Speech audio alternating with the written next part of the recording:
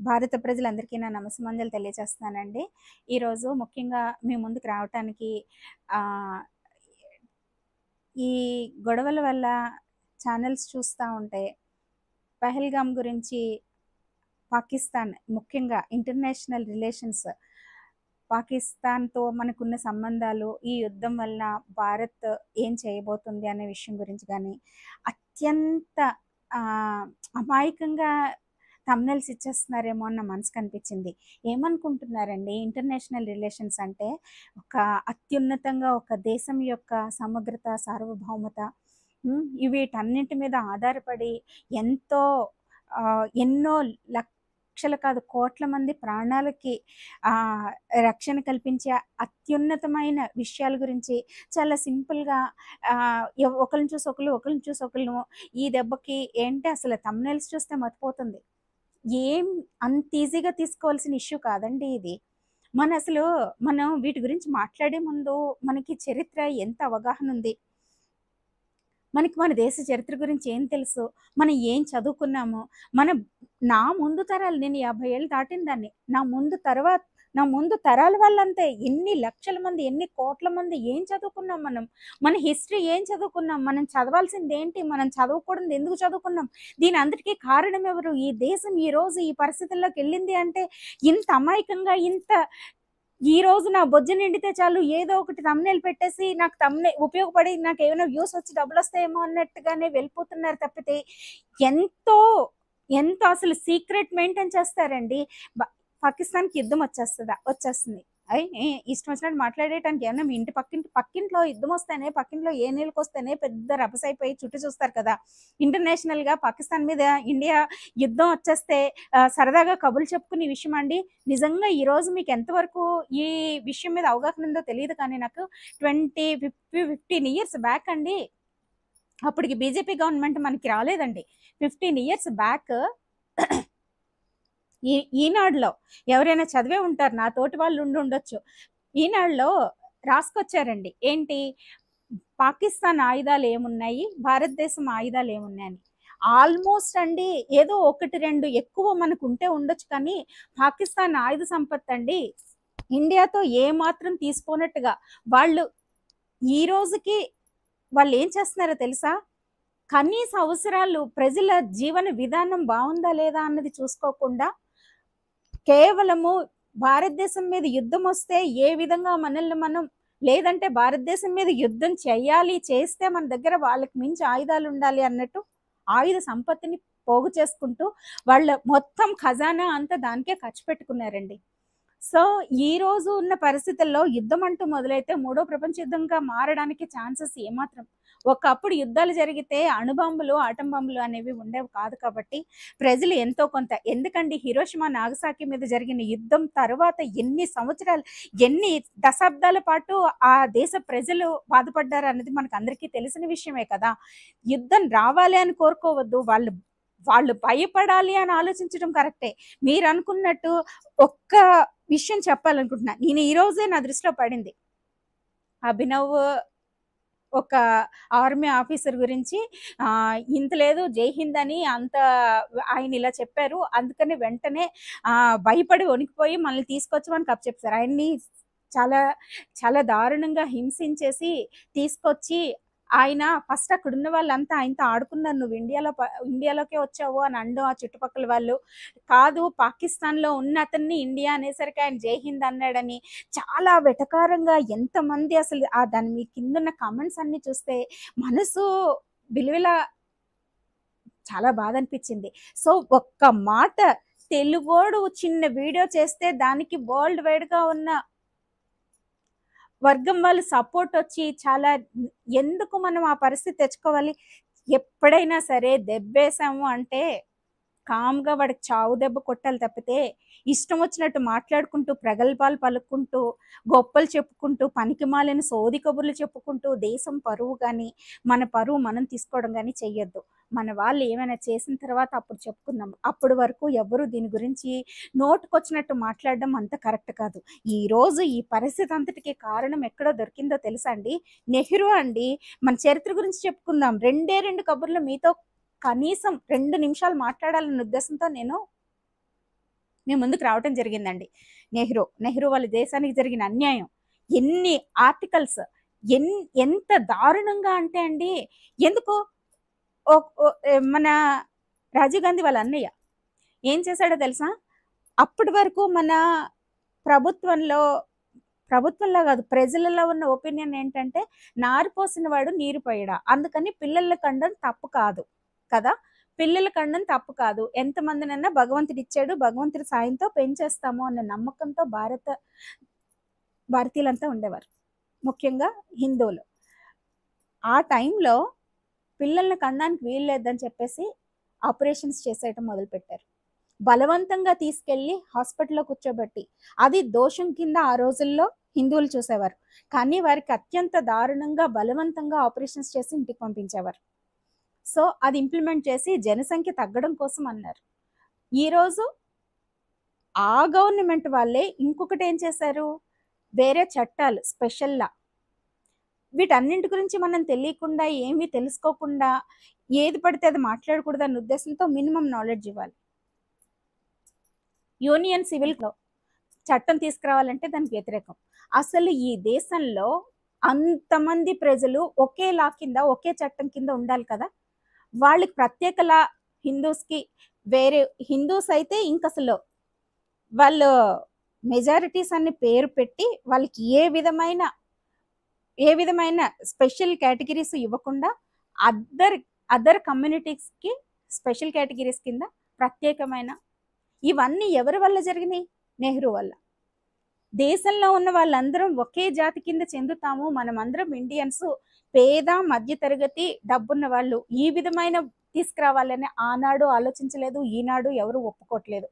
ఆనాడు ఫ్రీగా వచ్చిన కేవలం ఎలక్షన్స్ స్టంట్ కింద తయారు చేసి నేటికి ఉచితాలకి పరుగులు పెడుతున్న ప్రజలంతా కనీసం ఫ్యూచర్ జనరేషన్స్ కోసం, మన కోసం మన తాత ముత్తాతలు బ్రిటిషర్స్ మీద పోరాడి ప్రాణాలు పోగొట్టుకుని ఏ విధంగా మనకి స్వాతంత్రాన్ని తీసుకొచ్చి పెట్టారో అదే విధంగా ఈ రోజు మనకి ఉచితాలు ఏవి వద్దు, మేమంతా భారతీయులం, మాదంతా ఫ్యూచర్ జనరేషన్స్ బాగుండాలని ఆలోచిస్తాము అని చెప్పేసి మనమంతా కంకణం కట్టుకోవాల్సిన అవసరం ఏర్పడింది. ఇవన్నీ ఒక ఎత్తండి. మనకి ముఖ్యంగా మనం భారతీయులంతా ఆలోచించుకోవాల్సిన విషయం, ఫ్యూచర్లో ఎలా జనాభా ఎలాగ పెరుగుతుంది, ఎలాగ మారుతుంది అన్నది మన అర్థం కాని స్టేజ్లో ఉన్నాం. జనాభా లెక్కలు కూడా కరెక్ట్గా లేవేమో అన్న పరిస్థితుల్లో మనం కలిసిమెలిసి బ్రతకాల్సిన అవసరం ఉంది. మనుషులుగా ఉండి జంతువుల్లా కొట్టుకోకుండా మనం ఉండాలి అంటే ఒకరికొకరు సహకరించుకుంటూ, ఒకరి ధర్మాన్ని ఒకరు గౌరవించుకుంటూ, ఆ ధర్మంలో తప్పులు ఏమన్నా ఉంటే కరెక్షన్స్ చేసుకుంటూ వెళ్ళాల్సిన పరిస్థితి మన భారతదేశంలో ఉందండి. మనకి శత్రువులండి 3 వైపులా కూడా రాలేరండి. మన దేశం సరిహద్దులు అంత అందంగా తీర్చిదిద్దబడి ఉన్నా మనకి అటువైపు అరుణాచల్ ప్రదేశ్, ఇటువైపు కాశ్మీరు, అటు హిమాలయాలని మనం చెప్పుకుంటున్నాం. కానీ మనకు ఆ వైపు నుంచి ఇటువైపు నుంచి వచ్చే శత్రువుల బెడద, ముఖ్యంగా మనకి అతి పెద్ద శత్రువు ఎవరో తెలుసా అండి? చైనా. ఫస్ట్ నుంచి నమ్మకూడని శత్రువు, నమ్మకూడని మిత్రువు ఎవడైనా ఉంటే అది చైనా అండి. ఆ చైనా పాకిస్తాన్కి ఫుల్ సపోర్ట్ ఉంటుందండి. ఆ పాకిస్తాన్ వాళ్ళు భయపడిపోతున్నారు, వణికిపోతున్నారు. ఏంటి అసలు ఆ థంబ్నెయిల్స్ ఏంటి చూశాను, ఏంటి వణిపోతుందా పాకిస్తాన్? వణిపోతే ఎవరైనా ఇదేమన్నా సినిమా అండి? ఆడెవడో సినిమాలో బాబాయ్ భయంతో కొట్టేస్తానంటే ఆడు వణిపోతూ కొట్టేస్తాడు అనుకున్నారా? ఆడక్కడ రెచ్చి కొడుతున్నాడు. అక్కడ మొత్తం బోర్డర్ అంతా ఎక్కడికక్కడ పహల్గాంలో కాకుండా మొత్తం సరిహద్దుల్లో కాల్పులు జరుపుతున్నారండి. వాళ్ళు జరుపుతున్నారంటే అర్థం ఏంటి? ఎన్ని దేశాల సపోర్ట్ ఉండుంటది. ముఖ్యంగా చైనా అతి పెద్దగా డెవలప్ అయిపోయిన కంట్రీ ఏదో తెలుసా? చైనాకి పెద్ద శత్రువు ఎవరో తెలుసా? మనల్ని ఏ విధంగా, మనం ఎప్పుడైనా పైకి వచ్చేస్తామో అన్న భయంతో మనల్ని పడగొట్టాలని ఎప్పుడు ఆలోచించి చైనా ఇమ్మీడియట్ గా సపోర్ట్ ఎవరికి ఇస్తుంది అనుకుంటున్నారు? పాకిస్తాన్కి ఇస్తుంది. యుఎస్ఏని ఎప్పుడూ నమ్మకూడదు, వాడు బిజినెస్ మైండెడ్ గానే మాట్లాడతాడని ఎన్నో ఎనాలిసిస్లు చెప్తున్నాయి. పైకి మనకి కనిపిస్తూ ఉంటారు, కానీ అవసరమైతే వాళ్ళకి ఆయుధాలు అమ్ముకోవడానికి లేకపోతే సరఫరా చేయడానికి రెడీగా ఉంటారు. ఇంకా అత్యంత దారుణంగా ఆఫ్ఘనిస్తాన్లో వాళ్ళన్ని వదిలేసిన ఆయుధాలన్నీ వీళ్ళు మిలిటెంట్లో చక్కగా వాడుకుంటున్నారు అని చెప్పేసి ఇంకొక న్యూస్. ఇన్ని రకాలుగా వాళ్ళకి ఇంత సపోర్ట్ ఉందని తెలిసి కూడా పాకిస్తాన్ ఉనికిపోతుంది, పాకిస్తాన్ భయపడిపోతుంది. ఎందుకు థంబ్నెయిల్స్?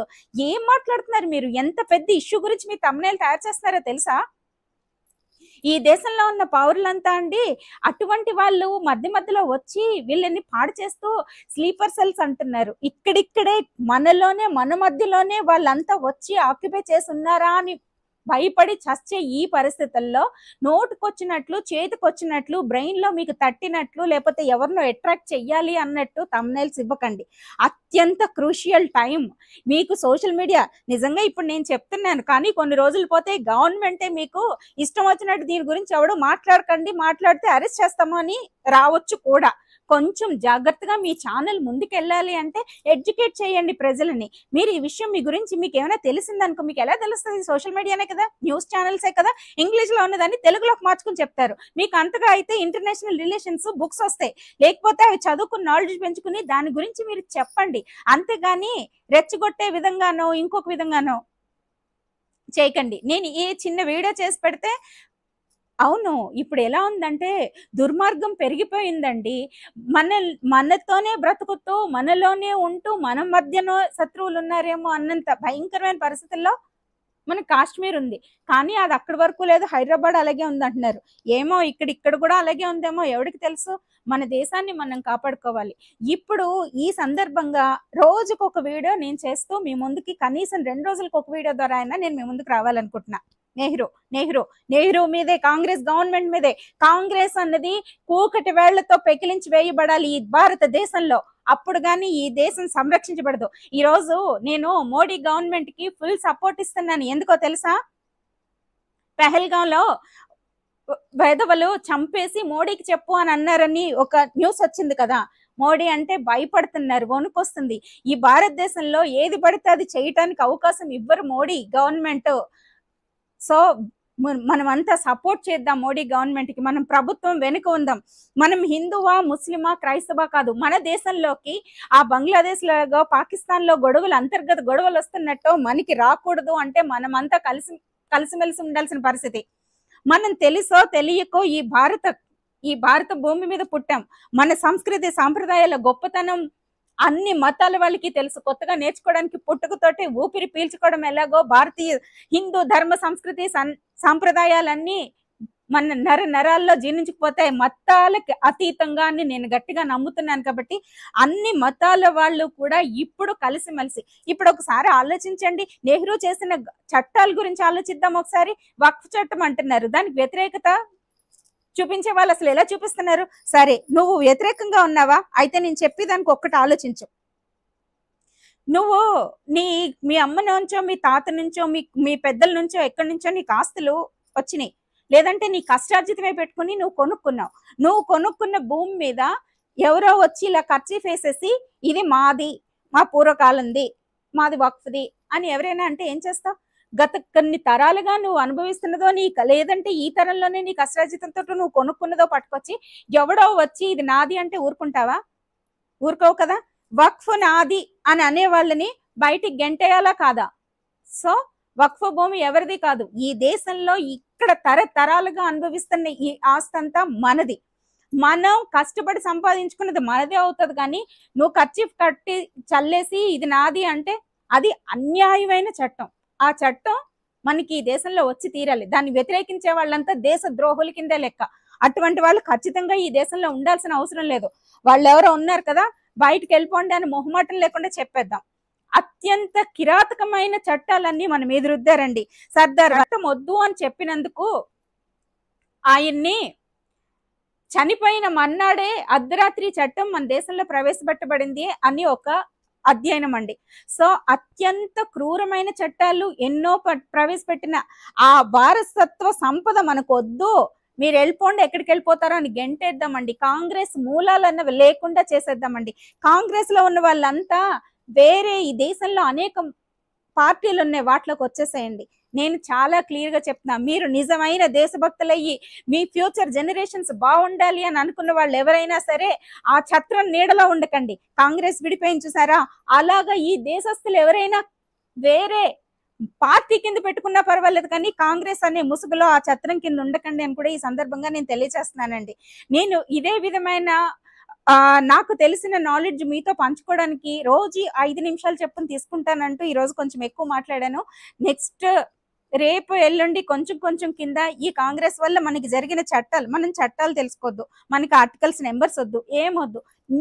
ఒక కథ, ఒక రాజు కథ, 7 చేపల కథ చెప్తున్నాను అనుకుని జాగ్రత్తగా విని ఈ దేశం ఎలా ఉండేది, ఎలా మారిపోయింది, ఏం జరిగింది అన్నది నేను చెప్పే మాటల్లో కొంచెం కొంచెం విని మన నాలెడ్జ్ పెంచుకొని మన పిల్లలకి, భవిష్యత్ తరాలకి మీరు తెలియచేస్తారన్న ఉద్దేశంతో నా అభిమానాన్ని అందరికీ తెలియచేస్తున్నాను. వీలైతే మీకు నచ్చి ఇది అందరికీ తెలియాలి, ఈ విషయాలన్నీ తెలియాలి అని అనుకుంటే ఈ ఛానల్ని మీరు సబ్స్క్రైబ్ చేసుకోవడం కాదు, షేర్ చేయండి అని చెప్పేసి తెలియచేస్తూ మీ ముందు నుంచి సెలవు తీసుకుంటున్నా మీ రాధమ్మ.